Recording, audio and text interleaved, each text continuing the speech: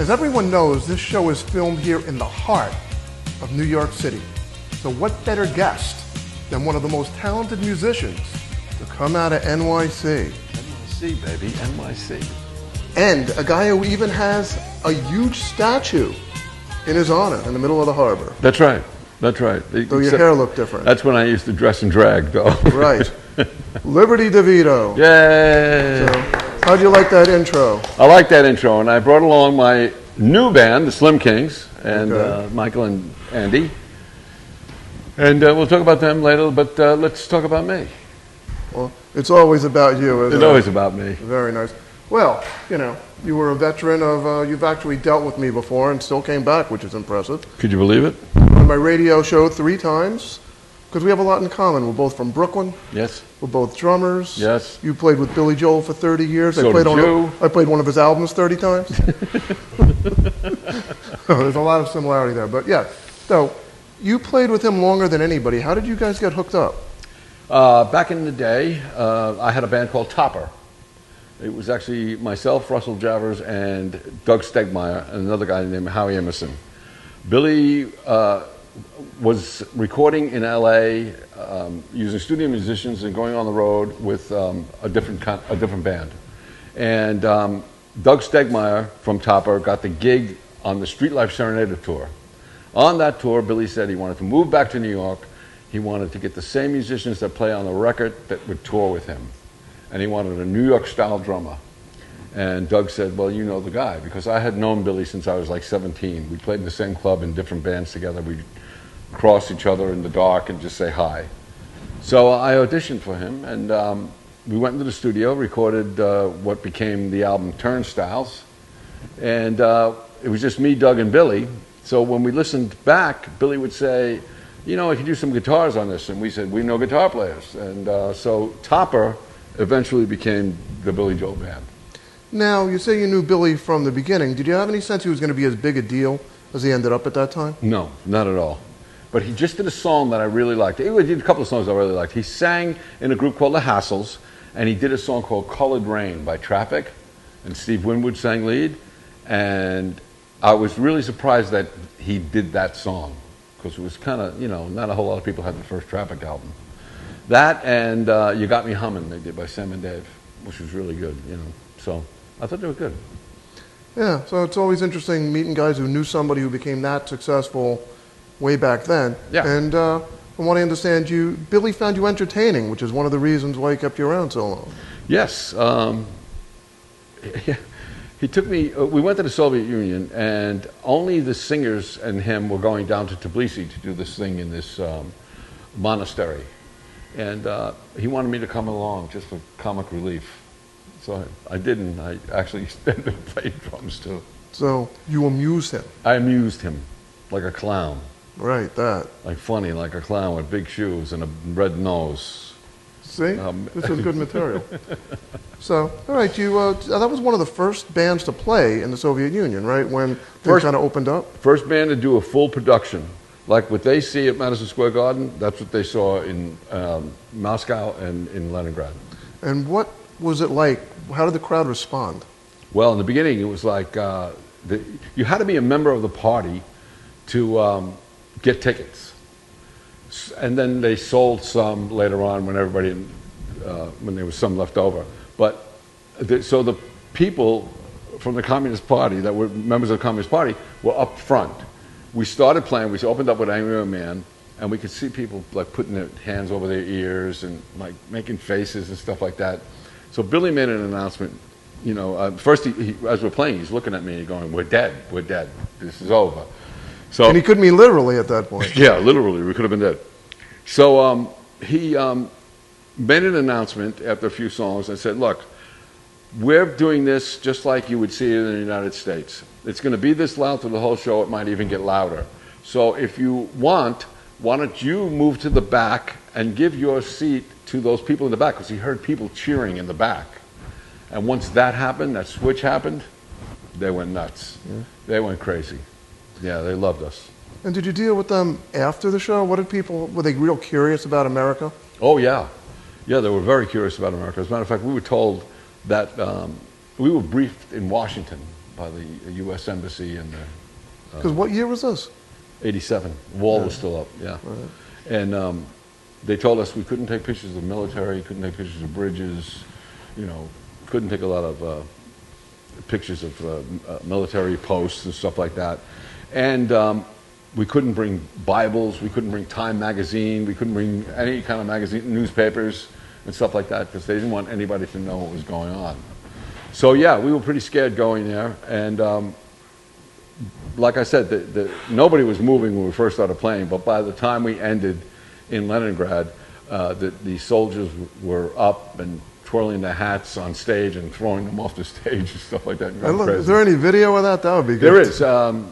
There's the live concert from Moscow in or Leningrad. It was on HBO a few times. Yeah. Now you won a Grammy, at least one, with Billy, right? What was that like? One. Well, yeah. 10. No, Just the Way You Are won Record of the Year. Right. It was great that it won Record of the Year because if you've written Song of the Year, like with the Slim Kings, Michael writes most of the material. We come up with the music and stuff, but Michael writes a lot of the lyrics and he's got his own stuff going on. Or if he hired me and Andy to do one of his songs, and it won Grammy for Song of the Year, it would be all about Michael because he wrote the song, right? When it wins Record of the Year, that means everybody involved in making that record had a part to do with it winning Record of the Year. Right. So that was cool. And the next year, 52nd Street won Album of the Year. What was your favorite Billy song? My favorite Billy song? There's a lot of them. I must have done 150 of them with him. So, I don't know, a lot. There's a lot. What's yours? My favorite, actually, it's a toss-up. Well, and I know this is kind of an interesting point because it's kind of had something to do with your whole issue with him, but I really like to go to extremes. Yes. But that was a great song, and you know what else I loved? Keeping the Faith. That is a good one. I just knocked my mic off. I'm going to put it back Can on. we still hear him okay? I'm good. Yeah. Part of being a rock star is adapting to the things that go wrong on stage. So, yeah, it was lyrically, I mean, I think that was really brilliant. Extremes. Oh, well, that was, but so was Keeping the Faith. Oh, Keeping the Faith was, yeah, it was okay. It's the lick is a rip-off from Clean Up Woman by Betty White, Wright. I know the song. Yeah. Dun, dun, dun, dun, dun. Yeah. But he had some really cool stuff to say in there.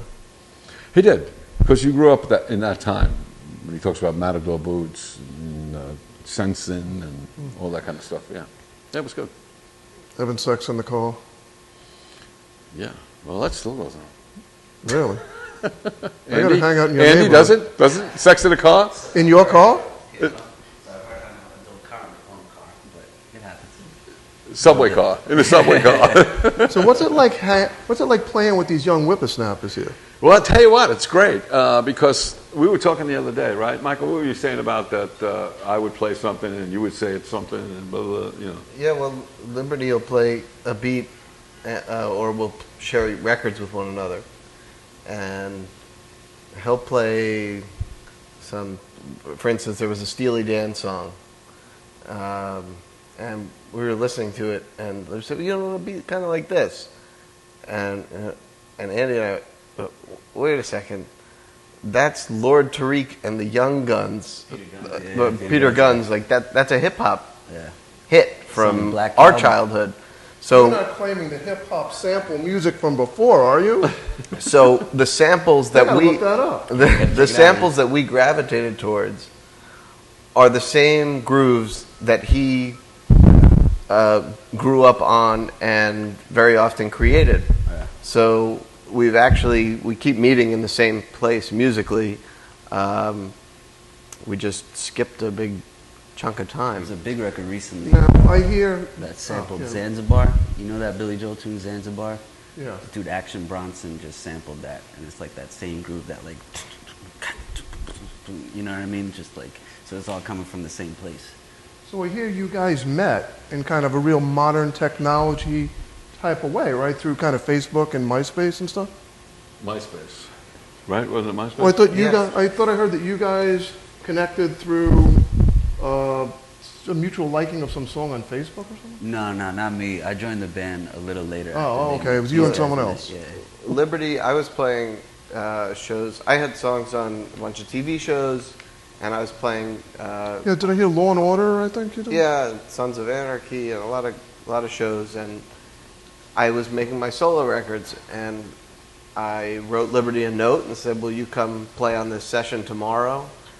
And he came in, we did the session, and at the end of it, he said, "You know, I really like what you do," and my jaw hit the floor, and then we decided to keep playing together, and then eventually, along with another friend of ours, we started the Slim Kings, and then Andy joined up, and now we're a trio. So, yes, technology had a lot to do with it, and technology has a lot to do with where you can find the band and where we stay active. It's not like when I was a kid, when you met the other guy who was living above a bodega on St. Mark's Place.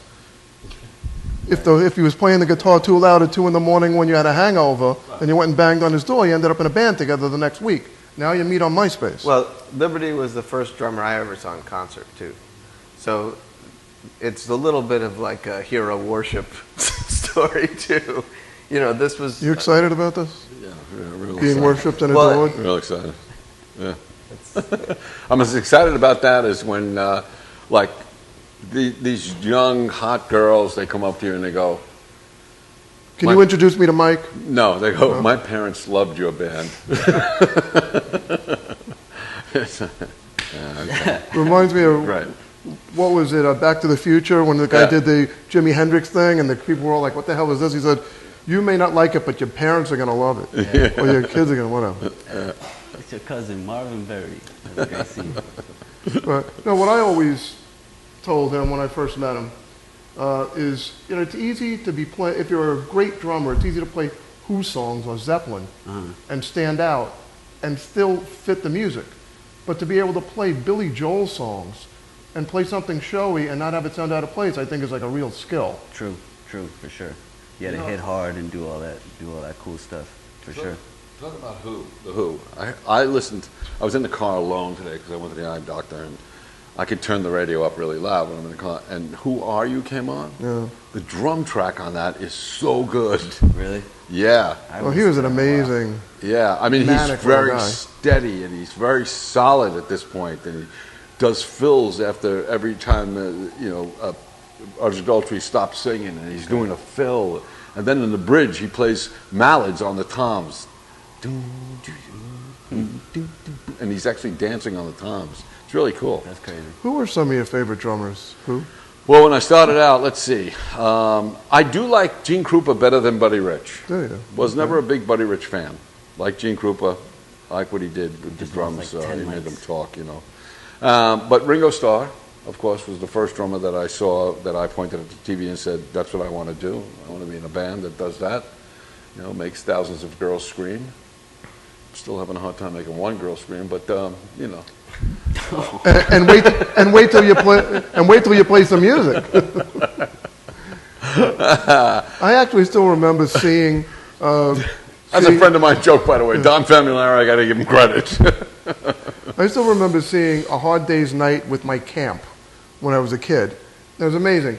The movie starts, girls start screaming, movie ends, girls stop screaming and go home. They didn't even listen to the music. They just know Beatles are on, you're supposed to scream. That's right. That's right. So, okay, so the Beatles, and then Dino Danelli from a band called the Young Rascals. Oh. Yeah, I've had Gene Cornish on my show. Oh, did you? Yeah. Love Gene, he's a great guy. Then from there, it got, Mitch Mitchell, Ginger Baker, what's his name from Traffic, Jim Capaldi. Jim Capaldi. Yeah, Bernard Purdy, Steve Gadd.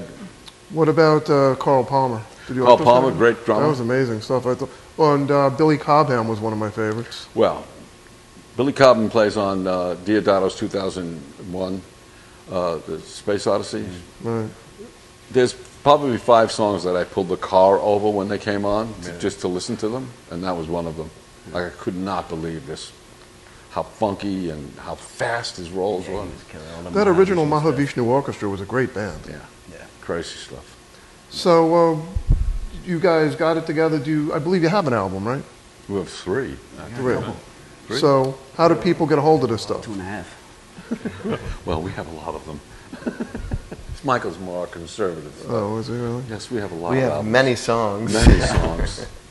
No, we have one record we put out, called Fresh Socks, because everybody likes fresh socks. Yeah, that's the one I heard about. And we had an album called Dirty Socks that was sort of put out in drips and drabs, but we haven't released Are it. those covers of the song that's on Fresh Socks? No, yeah, they're just done dirty with dirty words. Dice Clay. That's the rap version. And then we made a record called Expensive Habits, and that's going to come out in October. Okay. So how do people get a hold of this stuff? Everything's found at our Facebook page and on Spotify and iTunes and wherever good and bad music is sold. So where some of my stuff can be found? I've never heard your music, but I got to assume it's fantastic. Oh. Coming on again next week. We're doing the whole show about you. Very nice. And You're the host. Get out of here. And we're selling vinyl too, that's the way we all listen to music at home now. Oh, really? You guys still? Yeah. I still have my records. Right? We were just talking before the show, but I finally gave up on my 8-tracks a while back, so those are gone. You gave up on the 8-track? Oh yeah, but my Betamax are still working great. That's how you're shooting this, right? On Betamax. Yeah. I love the 8-track when you used to drive in the car and in the middle of a song it would switch tracks. Oh yeah, it was all, when you get a really long song, Yeah. I remember the Stones in the middle of like "Gimme Shelter" would like switch. and it would stop for like 3 it would seconds on and the then next click. side, right? And I had one that was messed up, and so sometimes it wouldn't click through. So it would click and it would go back to the beginning of that track, and you have to sit there and pound it on the button, banging it against the wall. You remember 8-tracks? Yeah, you too young. Oh. You guys are too young. No You way. kids Never today. never seen one. Cassette tapes. You go. Yeah.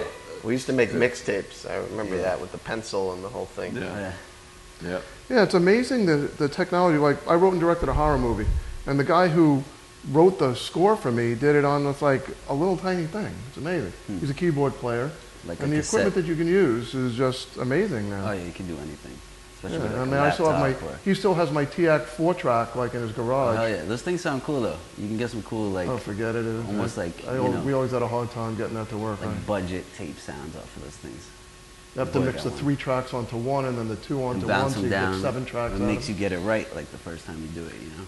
So are you guys doing gigs? Yeah. Where can What am I? You have no idea what's going on. yeah? Could somebody give this guy a schedule? Yeah, I know. You see, now, because I'm old school, these guys are young. They have, like, on their phones, they can find out what's going on Right. and everything. I have a paper calendar at home. I write down in the little square where I'm going, where we're playing. He's almost like So a when he Gene says- Krupa calendar on his wall. Listen to me. If I'm walking down the street and I get a phone call from Michael and he says, "Are you available on the 23rd?" I always say, "I have to wait till I get home. Then I'll Yeah, tell you you." can't just pop it in. I roll. Right? No, Even I have learned how to put my calendar on my phone. I mean, we got to have I some. think it's a choice. we gotta work I on think it. it's a learning curve. It's a choice. You want to stay old school, right? Oh, yeah. Yeah, Especially the calendar. I dig because it. when you write it down, then you know you. I know I wrote it down and it's there. And I just got to go to the month and there it is. In pencil, so I can erase it too if it's canceled. So you know that we're playing We're playing the Vault Friday night in New Jersey. in New Jersey. That's Victor Records. Why don't you put your hand up my ass and move my mouth so I can And we're also playing play? the Long Island in Long Island City on Sunday afternoon at the LIC bar, and then we're playing with Los Lonely Boys in July at the Space at Westbury. Now you got a movie coming out. I do. Let's It's a hear little bit documentary, about that. yes. It's a documentary. It's called The Hired Gun. The Hired Gun is a guy who's hired by the name. And the movie is about what it's like to be a hired gun. I mean, it goes through, there's so many different people in it. I mean, I'm in it, Kenny Aronoff is in it, Ghostbusters, Ray Parker Jr. is in it, but Alice Cooper's in it. Alice Cooper talks about what he looks for when he hires musicians. Rob Zombie talks about what it's like, a personality, how important that is, you know, stuff like that. And so it's all about that. I mean, it has the funny side, the good side of being a side guy, and the tragic side of being a side guy. I talk about our bass player who, when he got cut from Billy, he ended up killing himself, and Rudy Sarzo talks about how Randy Rhoads, when he got killed in the airplane when they were on the road, you know. And there's some amazing things that are said, like, Jason Hook, who was one of the producers of the movie, he's in a band called Five Finger Death Punch. You know, he says, you're a part of this glamorous thing that's going on, but it really has nothing to do with you at all, you know. It's just, you're just hired to be there. Well, really kind of a sad story. I don't know if you know Patrick Moraz. Yeah. One of the most, I told him when I had him on my show, one of the only people I can think of who was in 2 of my 10 favorite bands. He was in Yes, and then he went to the Moody Blues, and he was there for 10 years. And he played with the Moody Blues. He replaced, I guess, Mike Pinder. Mm.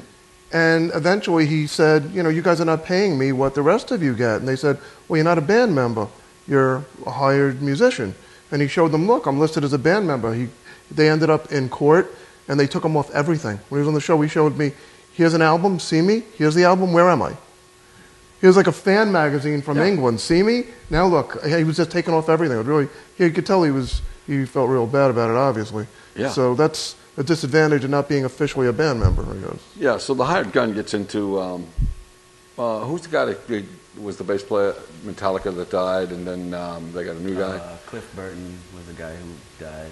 And then they got Jason Newsted. Yeah, he's in it. And he talks about how when he first got the gig, he was hired to play with Metallica. They had a smash album out. He auditioned with a whole bunch of different people. He borrowed money from all his friends to go audition and had the gig. And he was on his way to Japan. He was making $500 a week for a year. Then they made him part of the band.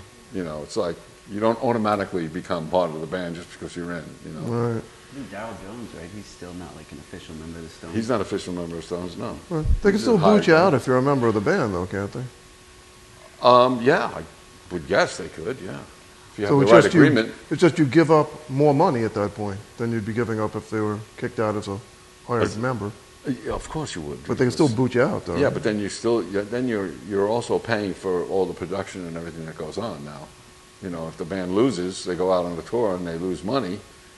If you're a hired gun, you're still getting paid your salary. If you're a band member, you're losing money. It's like being a homeowner. You have like equity in the band. Like this is a band, we all have equity in this band. Right. So if this band sinks or swims, we all go the same way. But the guy we hire to mix our records, he comes in, he mixes the records, and he splits, and he gets paid whether the record's a hit or not. Speaking of money, I heard that Billy Devitto got ripped off by his management. Yes. How did that affect the rest of you guys, speaking of band members? Well, at that point, we were getting, every time the album sold 1 million copies, we'd get a little taste of money, you know. And in our deals, it said that every time we sold 1 million records, we would get a bonus, whatever the bonus was going to be. And when he got ripped off, he took all that back because a royalty you continue to pay, but a bonus you can stop whenever you want. Right. You know, so because he got ripped off, he even said to me, he goes, "I feel like I'm Peter stealing from Paul," but you know, he wanted everything back. He wanted control of everything again. No, I guess nobody else was ever involved in the songwriting, right? With him? No, he wrote the words and music. Yeah. Yeah. So not the music, like not the drums, not the bass, not the guitar, right. not stuff like that. He wrote the chords, the melody and lyrics. Yes, right? Yes. Yeah. So now you guys had some kind of issue. Well, how did you end up stop playing with him after all that time? How did we what? Like, how did it end up? At some point, obviously, you guys parted ways. How did that happen? Yeah. I don't know. Because I read an article in the Daily News that kind of explored it somewhat. Well, that article, what did you think of that? Billy Joel's ex-drummer wants an apology. In the film Hired Gun, these two guys have seen Hired Gun already, by the way. In the film, I say to I'm asked, would I ever play with Billy again? If you got the phone call and Billy said, let's go play. And I said, yeah, if he said, Liv, I'm sorry, let's get together again and play. I just said it just like that. Daily News. Drummer wants an apology. What do you think of the media and how they handle things in general? Oh, God. I won't be offended. I personally don't watch the news or anything. I mean, I find all my information out from By chance, if it goes by. I mean, there's so much. If you just go on AOL, everything pops up in front of you. You know, you can't get away from it. People talk about it all the time, but to get deep into stuff, you know, I don't. Well, or just for example, how it's handled you, Billy, people around you over the years. Have you been happy or unhappy with the way the press has handled your career? I'm not happy with it. No. I really don't care, to be honest I've been with nice to you. Huh? I've been nice to you. Well, you think so, but we'll talk about that later when the Okay. camera's off.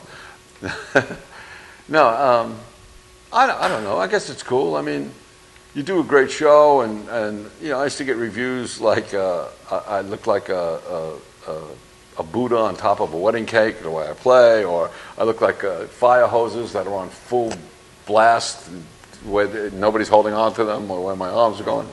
And then you would do a show that'd be like, you wake up the next morning and you go, that was a great show, I played great. And then you'd read, the worst part of Billy Joel's show was the drummer, you know. Like, what? Was that guy even there? Yeah, it had to be You know, yeah. everybody has an opinion. Well, that's true. And I mean, particularly if you're writing articles, you got to come up with something to say. Yes, you do. And, you know, you just might not like the music. I just think people sometimes review personally rather than musically. But also, I think a lot of times people write, if they come up with something they think is clever, suddenly that's their opinion of what they're writing about, because it True. gives them an excuse to use the clever line they came up with. True. Oh, it's the same thing with everything. I mean, today the business, when we bring the records into record companies and stuff like that, the business is run by guys that are barely 18 years old and stuff like that. And I don't know about you, these guys, but everything I play on I think is great. So and when somebody says, nah, man, I just don't hear it, it's like, what are you, deaf? Yeah. You know, it's like, I don't know. What do you think? I think we get a lot of people who are our fans at those offices, Yeah. but they won't. They don't know what to do with it. Very much the way they don't know what to do with a lot of the music that's under their control. So there's nothing they can offer us that we can't find ourselves. In terms of the media with Liberty, I mean, he's a big deal. So he's gotten a lot of coverage. Some of it makes sense and some of it doesn't. And for our band, you know, we love to be around him. I mean, with the stories we hear, you hear some of them in Hired Gun, we hear those and then even better ones in the van. And I can tell you that, you know, even in Hired Gun, which is a movie all about sidemen, and interesting sidemen and important sidemen in musical history, there are other sides to that story that are filled with joy and fun and great and hysteria, and you know, I mean, it's not all positive, it's not all negative, it's life. And Liberty's been on an amazing roller coaster ride. We're on one together right now. We're sitting here with you in the middle of some spot in Manhattan. This is what it is. Thunderstorm, doing background vocals. Yeah. What? There's a thunderstorm going on. Where does the background vocals come A in? thunderstorm. The thunderstorm is. Oh, the thunderstorm's doing the background vocals. He's a poet, man. You got to keep up with it. You're falling behind the beat. Man. Wow. Wow, I must have fell asleep for a second. You're I do okay that. now? I do that. You're sometimes. back. Yeah, yeah, Right. all right. I'm good. I'm good. I start talking, you fall asleep. I do. Andy kicks me under the table sometimes. Oh, that one. Yeah, that Andy. Right. So I heard Sgt. Pepper's you thought was like the greatest album ever made, right? Yeah, yeah. You remember your reaction the first time you heard it? First time I heard it, yes. I remember, like, being 17 years old, going to my girlfriend's house and playing it for her, and she just kind of like ignored it. And I thought, oh, she's so lame. This is the Beatles. This is Sgt. Pepper. This is so great, this album. That's crazy. And then I realized I came up with this thing. It's called the Sgt. Pepper moment. When you think that something is really great, or somebody's doing something and it's really great, and then you become hip to it and you think you're as great as it is. Like a lot of musicians, when they heard Sgt. Pepper, thought, we're going to do that. Right. And they did that, and they thought, we're as hip as the Beatles. Well, the Beatles were done with that already. They were on to the next thing. So sometimes I call some things that people are doing as a Sgt. Pepper moment. It's like, yeah, that's really good, but it's been done. You know, you just to think of the next thing to do. So did you ditch this girl because she didn't like the album? I did. Good man. Actually, she ditched me. Because you liked the album. No, she didn't like me. You didn't like this guy? You seemed likable. You know, If she didn't like let me tell you Sgt. something. Pepper's, Let me tell you she something didn't have about very good musicians, and I think this is true. Musicians are pretty boring. I think so. I think I'm was fairly boring when I was a young musician learning how to play because that's all I wanted to do. And Billy Joel kept him around because he thought he was so funny. What does that say? That's the other side He's of it. another boring young musician. He's another boring musician, right? Okay, well. And you're a boring musician. Here we are. Sitting on the couch, We're all- Talking music. talking about Thunderstorms and the Beatles and bands from 40 years ago. It is. But the Beatles remix, the new one, the new thing that's out that George Martin's kid did, It's good? Really? Sounds amazing. Really? it's unbelievable that they did that on 4 tracks. Right. That is unbelievable. The sounds. You know what really impressed me was their harmonies, the vocals. Oh, well, that's what they were legendary for. Unbelievable. Now, speaking of what you can do with 4-track, what did you think of the first Boston album? That was done in his house. Yeah. He was the first one to have a home Tom studio. Scholz. Yeah. Yeah, there was only 2 guys. Tom Scholz and the Bradley singer. Delp, Yeah, right. who died in a really disturbing suicide, actually. Yeah. But, The album was great. yeah, it's amazing what they did in his house. Yeah. I don't know. And that was before it was so easy That's to do not an album? home I don't know the recording. record now. Boston? The first Boston album. More Than a Feeling. I don't know, like know. Peace of Boston, Mind, Kansas, like Long Time. state or city bands. I just don't. Chicago. You don't know bands that are the same I don't city? know bands that are cities like Kansas, Boston. It's pretty funny. He doesn't know I just- Kansas, Chicago, It's just- Boston. Somebody's Those got to are teach like- him that Kansas isn't a Those are the city. holes in my like musical whatever vocabulary. I just don't know city bands. You know Chicago. that? Boston? Um, More Than a I Feeling? know More Than a Feeling, and I know Chicago. I couldn't tell you the order of the numbers, but I know it's a famous song with numbers. 90506. Well, they were originally the Chicago Transit Authority, and they got sued, and they had to take Transit Authority off of their name. Yeah. Huh. And every album was called Chicago, Really? right? Chicago 1, Chicago 2, Well, 3, look, 4. Zeppelin did the same thing. Until the end. Well, for a while, Zeppelin 1, 2, 3, 4. What was House of the Holy like? Yeah. Well, then they 3? stopped. Yeah. Presence. No, that was like 5. And then That's There was another one band I more. never got. Never got into I Zeppelin. love John Bonham. you ruined. Don't get me Zeppelin for wrong. man. You ruined him. And if they came out with instrumental albums without his voice on it, Not a big Robert Plant fan. no. I loved the first album. There's mistakes on it and everything was great. He sang down here. Then all of a sudden, he was up in the stratosphere singing very sexist lyrics, wearing a girl's blouse and having a bulge in his pants that I just could not look at anymore. Ever It since was you over said for that, I me. can't So you've seen the song remains the same. Ruined Led Yeah, Zeppelin for yes. me. Yeah. Every That time, was, like, he's that, right. he was had an interesting persona there going Yeah. on.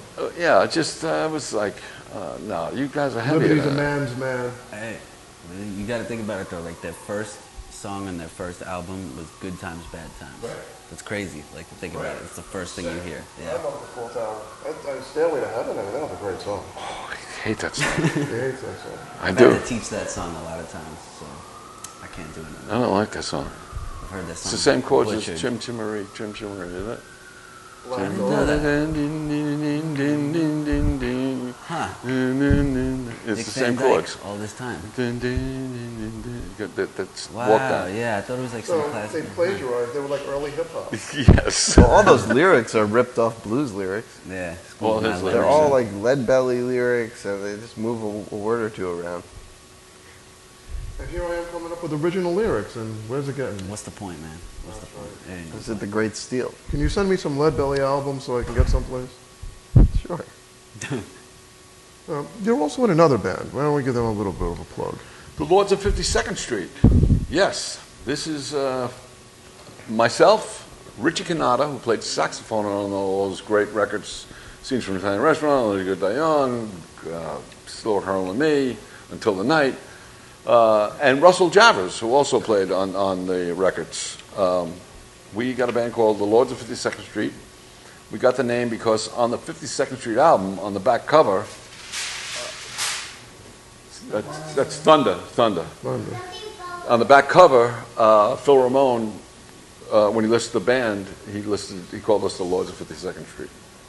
Oh, okay. And so we got I call him a stunt Billy, this guy Dave Clark, who actually I think he thinks he is Billy, but he's very good. And the thing that I don't want to say that we're better than Billy Joel is now, but Billy has dropped the keys to most. I thought the drummer I hear is just as good as the one Billy used to use. Just as one as Billy used to use. But Billy has dropped the keys, like, whole step, maybe a little more. And nobody in the band is related to the records anymore. So we do the songs in the original keys of the record, and there's 3 guys from the original band. So we sound more like the record than Billy does. Yeah, so Billy is basically covering you guys. Billy is the cover band, yes. Billy's the tribute band to Billy. Now, where do you guys play? When we see this We band? play at it's called The Space out in Westbury Theater. Patchogue, we played upstate. We played at the Schenectady, the street fair that they had last week, and played in Florida, a bunch of places. Now, I saw you with your buddy Dan Bruder back when you were on my old radio show. Yep. Is he still, what's he doing? You guys still play at all or no?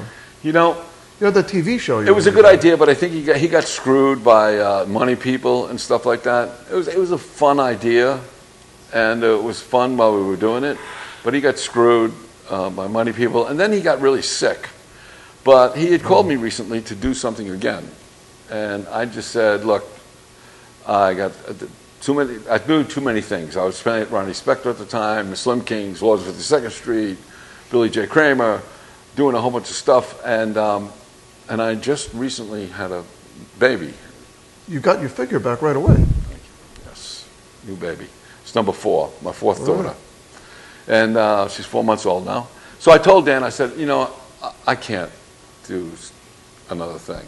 I have to stop doing things, So there's some things that I kind of don't do that I would have done if the baby wasn't here. Right. If it was just me and my wife living, Well, speaking of daughters, you have one who's done pretty good for herself. Not bad. Big star in, was it Chicago Med? Chicago Med, yes. She plays this doctor she's a pediatrician in the emergency room. And the funny thing is, you ready for this? Absolutely. Michael's father is a director, and he's directed some of those shows. Really? Yeah. It's ancestral right here. So I see. Yeah, it's quite a coincidence. We would send selfies of ourselves playing in some crappy bar upstate or something, and they would send back pictures of them on some very glamorous film set. And you mentioned that Thomas Waits was your acting teacher way out on the show, like last month. Yeah, that was. I had a couple very bit parts in a couple big TV shows where I would go like, it wasn't me, but it was that guy. That guy on Law and Order, and Like tangled up. it's always the same person about 7 minutes in, and I got typecast in a couple movies as the stoner, because I used to. I could see that. No, you got to tell me what episode I liked. I'm a Law and Order freak. You wrote. What did you write for them? I know you didn't write Dum Dum, because that was like, what? No, that if I wrote Dum Dum, that was we'd be having this what this that was? interview on my plane. That was pre-stamping their feet. Oh, That's yeah? actually a recording of pre-stamping their feet. That Dum Dum in Law and Order. It's true. The joke on set is that when that happens, it's cha-ching for Mike Post, who's the person who did write that. Ching, ching. But what did you actually write on that? I wrote, well, they used a lot of my songs that were pre-existing, so my records under my own name. And then I think once they asked me to do like a source cue for an episode about a rock band in Brooklyn. So I had to do, I think they would have a concert sequence, and I was the guy who would come and stand there on the set and say, this is what the gear should be. I'd bring in the young players that I knew. You weren't to fill involved it in the one where that band set fire to the place, were you? No, That was like mine a- was the killer guitar player, literally. A killer guitar player. Very nice. That's right. I shouldn't laugh. Pays my bills. We should hear more from you. What's your career been about? Tell us. My career's Playing with all been these cool. happening people. Playing with all these happening people. Before that, I was getting booed off the Apollo. I know Things you like do that. stand-up. As it happens. No, it wasn't stand up. That was cool. We did Showtime at the Apollo, and we got booed off in like 7 seconds. And you White know, guys like, go over big there, I've been told. yeah, man. It was a mixed group, but I think I think Yeah, I there were played a black part. people who didn't like Maybe- you and black people who didn't like you a lot. I guess it was everybody, you know what I mean? I don't think it was about that. I think maybe it was just my musical skills were a little too much for them to handle. I actually did stand up for that kind of crowd once. How was At it? the Village Gate. They had me sandwiched in between, like, some black girl singing Somewhere Over the Rainbow and like a reggae band. I could And see, it was just I like, could see the Booker doing it wasn't good. No. It wasn't my best experience. But Andy's, you played with Puff Daddy and all. I Yeah. did some session work, like hip hop stuff. I did like a Diddy record. This other guy, Dave East, who's like a big Harlem rapper who's kind of blowing up right now. And recently in with this cat, Joey Badass. He's like a young dude. He's kind of got some stuff coming out. So So what do you play? bass guitar. Okay. Yeah. A little bit of like keys, that kind of stuff, like additional, miscellaneous. So who's your bass player that you really looked up to growing up? It's tough. I mean, I was big like Larry Graham, Sly and the Family Stone, that kind of stuff. You mean like Graham Central Station? Graham Central Station, exactly. A lot of like the James Brown players, like Bootsy was through there. You're into the funky stuff. Into the funky stuff, like he was saying before, like listening to all the hip hop records, and then finding out that that was old soul records sampled. So like James Jamerson, Motown, all that stuff. Once you hear that, it's like, okay, this is real instruments. I can do this, like that kind of thing. So it was a lot of that stuff, and then later on, like rock. So like, Noel Redding from Jimmy's band, and other guys like that. Pino Palladino, who's like a session dude. What do you these think of days. Entwistle? I love Entwistle. His tone is like almost like the bass keys on a piano. He had to fill in all Like the a grand space when all those piano. other guys are jumping all over the stage. Yeah, I mean he had his own thing. He played like his own style. I'd go for like a little more bottom than that, but he was like his own guy. But you gotta give it up to Entwistle. Do you feel like any kind of generation gap when you guys are? No, actually, no. I mean, there's obviously like it's like there's reverence for that. You know what I mean? So it's not like just being in a band with your boys or whatever. You know what I mean? Like your peers. But so there is that, but it's not like hard to connect. It was never really like a thought about thing like that. It's just music. It just kind of happens. Yeah. So not really, but there's reverence there. So it's like you always listen and you always be like kind of give it up to the experience that's in the room.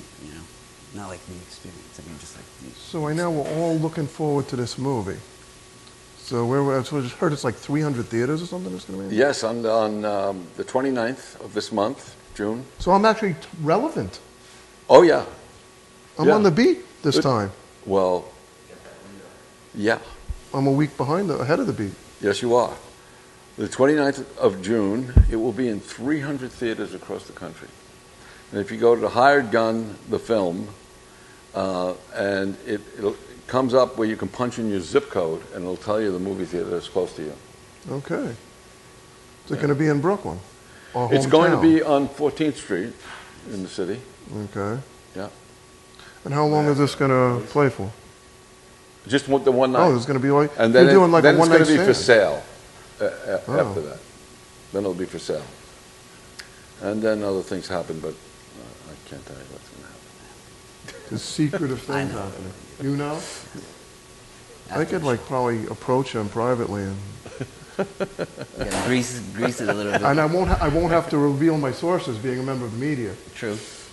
I know that from Law and Order. Like, Dum-dum. like a WikiLeaks. What is his name? What's it What called? about Sons of Anarchy? How did you get hooked up with that? I made a record in LA, and one of the people involved with making that record got really involved with doing all the music for that show. And so my first record ended up all over the first 4 seasons of that show. And it, I was just telling somebody the story, but the first usage, they told me that a band, they send you a thing when your song's going to get put in a show. And you ask for a scene description so you know it's your song, the context they're going to use it in. And they said, wounded gang member gets stitched up at the clubhouse. This is a love song. So it wasn't, but I figured, okay, cool, fine. Wounded gang member, I can deal with that. Check will clear, all good. So, and nobody knew that Sons of Anarchy was going to be a big hit in the first season. So they used the song, and I tell my entire family to tune in. Grandmother, everything. Everybody, you got to watch the show. It's really exciting. My first record, the first song on my first record in this big television show.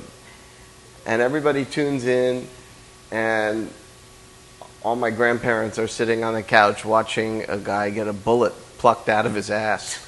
Just be happy your stuff was, just be happy your music wasn't in Game of Thrones. Oh, and it would be something else getting plucked out of your ass. In and out, however many times is necessary. So that's how that happened with, it was, I made the record in LA, and Sons of Anarchy was a very LA show. So that's how Yeah, it was a great show. I have the whole series. Oh, cool. And the guy who created it is an interesting guy. That was Peg Bundy's husband, I think, in real life, right?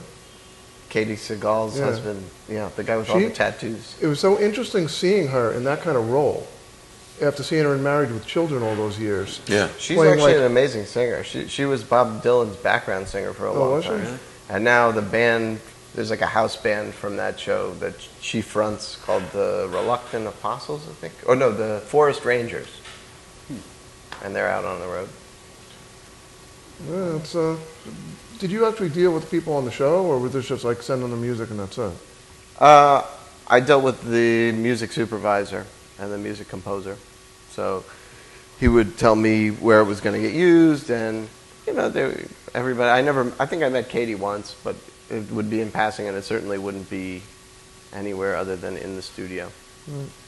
Now, Liberty, what do you feel, as a great drummer that you are, about drum solos? I hate drum solos. I knew that. I don't like drum solos. Why is that? I think it's 20 minutes of self-indulged So your third favorite masturbation. song ever was Indigada Devitto. No, Indigada Devitto isn't as long as you think it was. It just seems that It's way. not as long as Toad, which I like, Toad.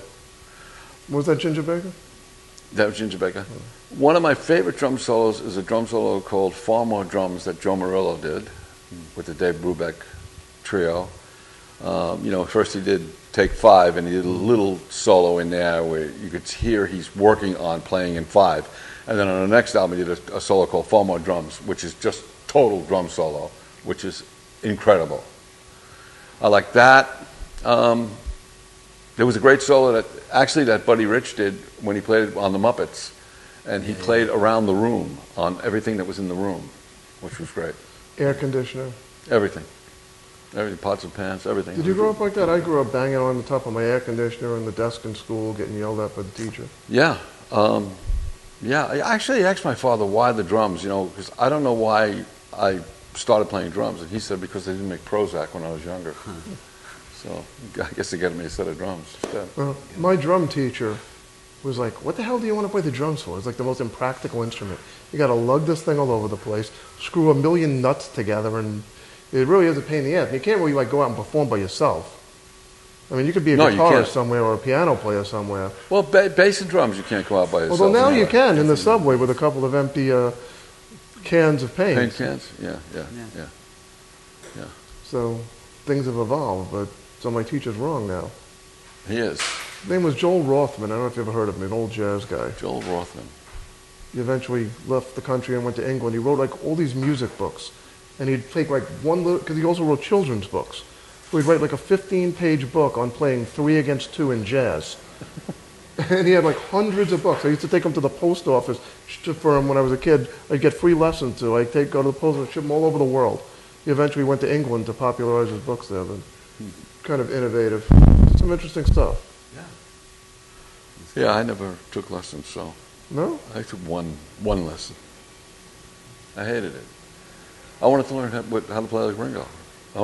And yet you give drum clinics, don't you? I do. But I talk about what it's like to not make take your lessons. drum part, to not take lessons, right? To make a drum part of the song. Oh. You know. Don't do all those fast fills that you've learned from your drum teacher. You want to play tasty.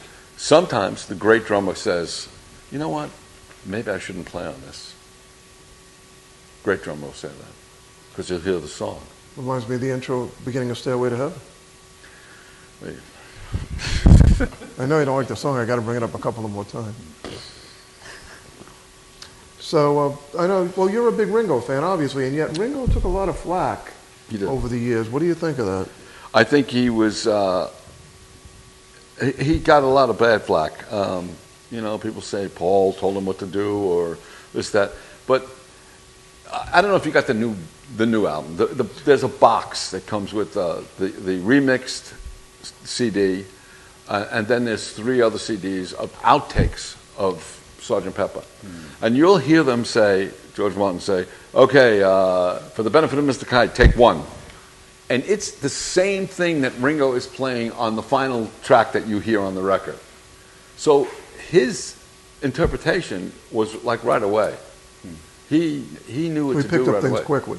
Yes, came up with things quickly, and they could splice songs together because his tempo was so great. You know, I mean, he was great. Always sounded like him too, like his fills. Starting with the left hand, that kind of thing. Nobody else could do them unless you do it that way. Yeah. Now, you were playing for a while at the Cutting Room with that band. Was it the New York Hit Squad with... The New York, Ricky Byrd and Christine Ullman. And we do gigs once in a while. Ricky's got a thing called,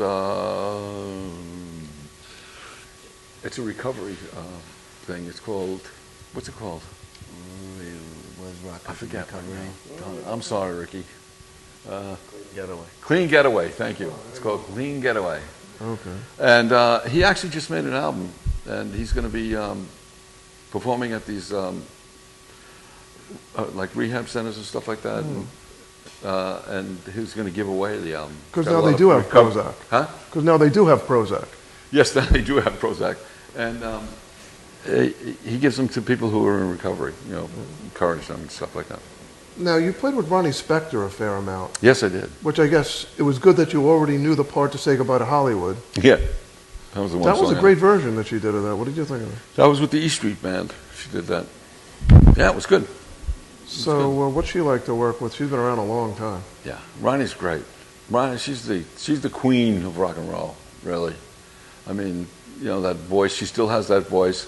I mean, she doesn't sing it in the same key as the record because obviously she's older. 70 but, years old.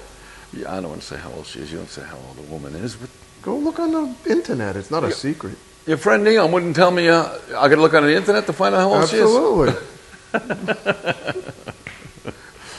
That's but- why she paid the KGB to falsify all those records. Yeah, yeah, it's all changed. So yes, Ronnie's great. I mean, she still has it, that vibrato. She still sounds like Ronnie Spector. Oh, okay. Was she good to work with? Yeah, she was great. Wonderful. I mean, she had great players in her band, a great musical director, and it was fun. Now, you've dealt, I don't know how much you played with him, but you were at least somewhat friendly with Ted Nugent, who's a pretty wild guy. What's Ted like? Do you have any good Ted stories? Actually, I'm going to drink in honor of Ted. listen to me. Actually, I have a picture somewhere. I went to audition for Ted, flew to Detroit, auditioned for Ted when he was leaving the Amboy Dukes, and he's going to start his own band. Wow. And we both have hair down to here and everything like that. And it's like, after I played with him, I said, you know what? I don't want to do this. I don't like music playing. And I flew back home. Yeah. You said it just Dodge like that like, bullet. Yeah, I flew back home. But Yeah, you would've I been became like very shooting. good friends with Derek St. Holmes, who was a singer for Ted Nugent Band. And a lot of people think, he's in Hired Gun also, Derek St. Holmes. And he talks about how a lot of people thought it was Ted that sang the songs, but it wasn't. It was really Derek that sang the songs. And he talks about how one night a guy came to a show, and then he came backstage after the show, and the guy looked at Derek and said, "You know, it's too bad Ted doesn't feel good tonight, but you did a really great job. I mean, you sounded just like Ted when you sang those songs." Wow. And it was like, Derek's like, Ted didn't sing them on the record. I did, you know, but Derek didn't know never that until, got, never like, a got while ago. credit for it. Were you a singer at all? Am I a singer? Yeah. No, I'm not a singer. Opera. Even though I did have the #1 record in Australia once. Really? We did a version of Shout from Yankee Stadium. Nice. And Billy started it, you know, just off the cuff, just started the song Shout. And then when it gets to the middle, do you remember when you used to be 9 years old? He didn't know the words, so he took his microphone and stuck it in my face, and I sang that whole bridge part. Just on the spot. Just on the spot, Wow. while I was still playing drums. Like I'm leaning forward and singing and playing drums. They released it in Australia, it became #1. I gotta find that. Biggest rock star in I Australia. gotta find Big, that. huge. Okay, Liberty, we're about to head out. Oh, Contact info. that was Time fast. flies when you're hanging out with me. Contact info. I'm like the guy in Veep. Yeah. One more minute. Hey, This come over here. Let Slim me see. Kings- Come over here. Yeah, yeah. Come over here. Come on. You can Come tell on. everybody. This is what goes on behind us. This is what goes on behind us. Come over here. Come sit over here with us. Sit here. He tells us 1 more minute to go.